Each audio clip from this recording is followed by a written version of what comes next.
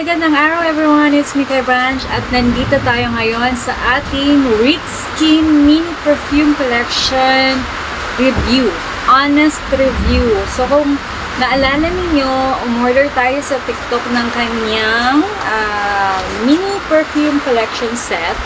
Kaya naman ngayon, bibigyan na natin siya ng mga rate kung sino ba dito or alin ba dito yung nagustuhan ko. Again, disclaimer, kanya-kanya po tayo ng preference pagdating sa kung ano yung mabango. So, pwedeng mabango sa akin, sa inyo hindi. But, yun na nga, kanya-kanya tayo. So, for me, eto aking from 5 to the first na least and then to my favorite na Rick's Perfume Mini Collection. So, 5 sila. Si Unstoppable, si Bloom with Grace, Slay the Day, Innocence, saka si Tokyo Lux Mist. So, yun na nga. Para sa aking top 5, ito ang aking top 5 na pabango. Para sa aking top 5 ay si Innocence. Ang problema ko dito kay Innocence, problema talaga. Ang problema ko kay Innocence is super bango niya na masyadong nakakahilo. May ganung factor siya sa akin. And, parang 2 spray ko lang, ramdam ko na magtatagal siya. As in, nagtagal siya for a long time. Lagpas ko ng 3 to 4 hours. Amoy ko pa siya. In-spray ko siya ng pagpasok ko sa work, around 5:30 ng umaga. And then, lunchtime na, naaamoy ko pa rin siya. So, ganun yung epekto niya. Mabango naman siya.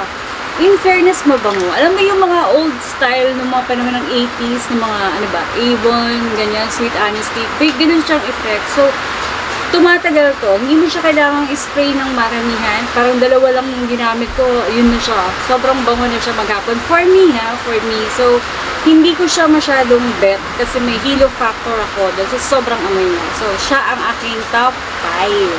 And then, next naman, sa top 4 ko, ganun din, si Tokyo Lux Mist. Mabango din siya. Halos pareha sila ni Innocence. Pareha sila ni Innocence na may ganung factor. Nakailang spray lang ako. Parang 2-3 lang din. And maghapon ko na rin siyang naamoy sa katawan ko. Nag-spray ako dito banda, plus sa hair, at saka sa damit. So, yun. Masyado rin siyang mabango para sa akin. Overpowering ba? Ano ba tawag doon? Basta super bango na, din naman,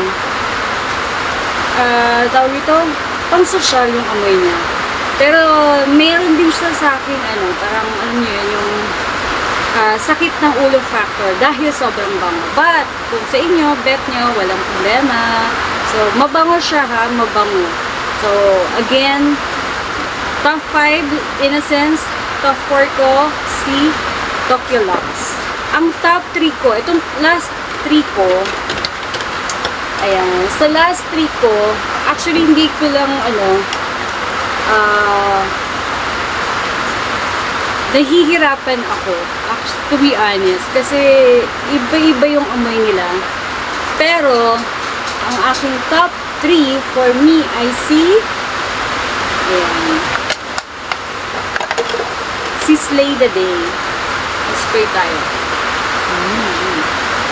Slay the Day. Ito yung, I think, favorite ni Miss Rika. Sabi niya nga, ito yung perfume niya nung wedding niya. Slay the Day, this is just not for me or for my personality. Social or shala yung amoy niya. Pero nag-spray ako, like sabi ko nga, 5:30 in the morning. And then I have to spray again ng around 9, tsaka lunchtime. So, hindi siya masyadong tumatagal sa akin. Or, yun. Kaya I have to spray pa how many times in few sa buong araw para lang maamoy ko siya. Kasi, compared dun sa Innocence tsaka sa Tokyo Lux, eto, sandali lang, for me sandali ko lang siyang naamoy. I have to spray again para lang maramdaman ko yung presensya ni Slay the Day. But the packaging and all, ang cutie nito, kahit saan mo dalhin, kung saan mo ilagay na bag, kasyang-kasya talaga. So this is my number 3, Slay the Day. And then for my number 2, I have to say is this one, si Unstoppable. Number 2, Unstoppable. Ang ganda rin ng packaging niya, yung bottle. So, syalang-syala din siya. At yung amoy niya, mabango din, promise. May ano siya may parang sweet na hindi nakakahilo factor. Alam mo yun?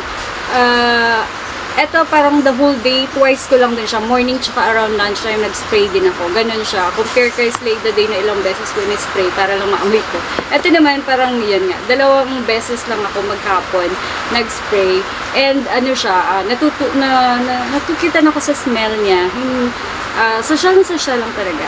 Sakto lang. Hindi siya overpowering. Hindi siya yung parang nakakasuya yung amoy. Saktong-sakto lang siya. Unstoppable. Recommended ko din to sa mga babae na mga arte. Yes. Unstoppable. Ang ganda. Mabango din siya para sa akin. At ang number 1 ko ay si Bloom with Grace. Ayan. Bakit si Bloom with Grace?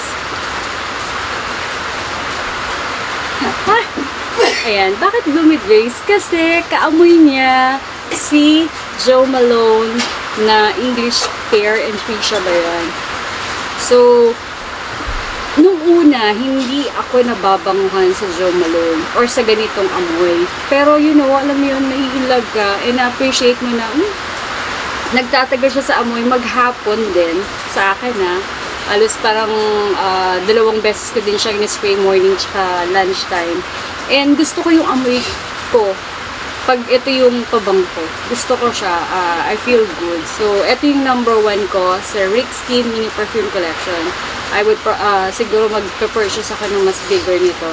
So, yun, naalala ko si Jo Malone sa kanya. Kaya, very, very, very good siya sa akin. Bet ko siya. And ito yung aking top 1. So, kayo, ano sa mga mini Rick Skin perfume ang inyong bet? Share nyo na rin sa akin, diba? And let's see kung ano tawag ito, makakahanap tayo ng iba pang perfume na pwede nating i-review, diba? So, yon, buy na your own para everyday may bago kang pabango. That's it. Bye!